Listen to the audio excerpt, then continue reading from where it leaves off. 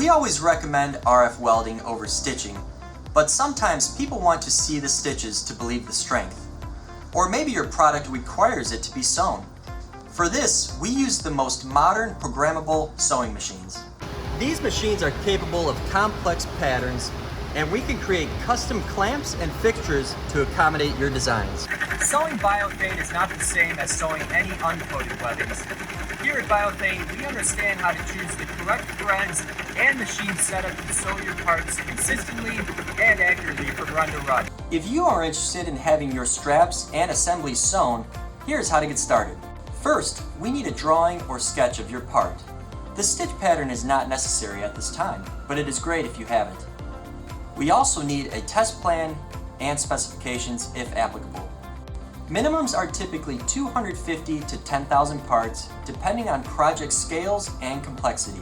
Setup costs are typically less than $1,000. Lead times for samples and orders can be 6 weeks, but can vary with scale, complexity, and product choice.